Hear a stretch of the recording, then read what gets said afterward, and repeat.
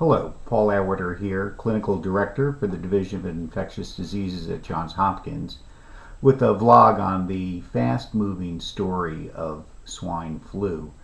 The influenza season for 2008 and 2009 has been mild.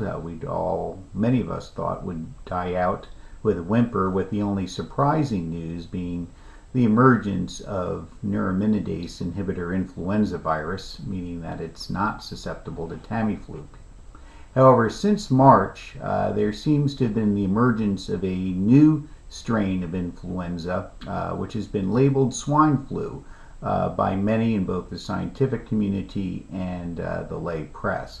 This might be a bit of a misnomer. This new influenza strain is an H1N1 strain, and certainly it's one that has characteristics that have been derived from swine influenza strains.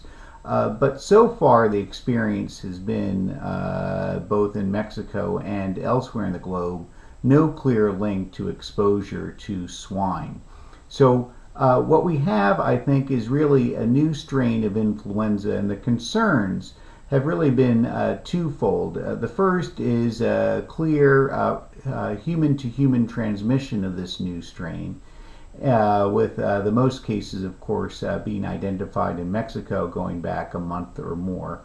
The second is a rather high rate of lethal infection in the form of pneumonia, at least in Mexico. This has not yet been identified here in the United States or elsewhere. The concern has been for many that this new strain has the potential characteristics to rapidly emerge and cause a pandemic.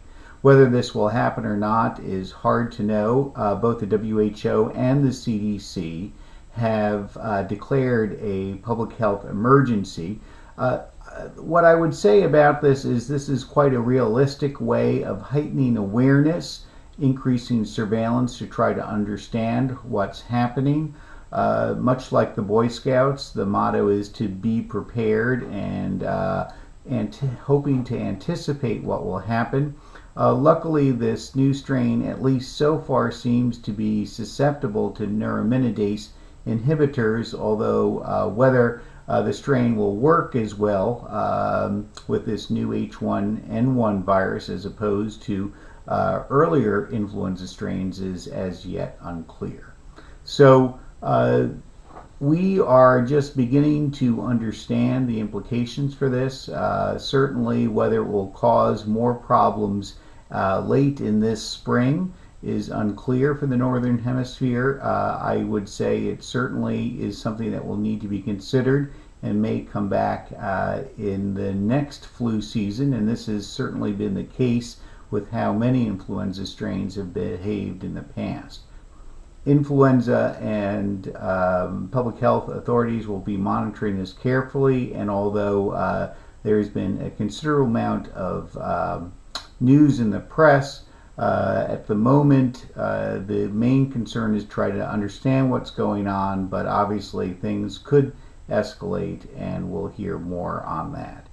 The appropriate responses now, I think, are for many of us to consider influenza-style illnesses as potentially due to this, and ask our patients about any recent travels. We also may need to continue influenza testing later than we historically have into May to see if we're still identifying virus and whether these new strains are due to H1N1. More recommendations will certainly be forthcoming.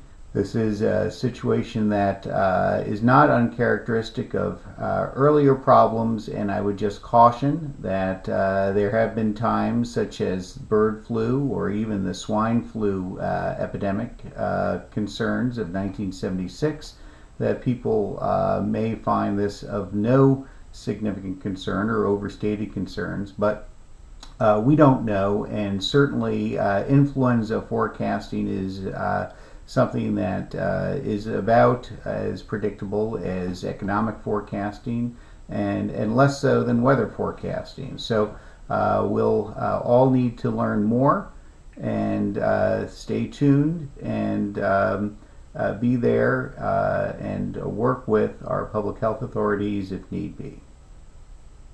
Thanks for listening.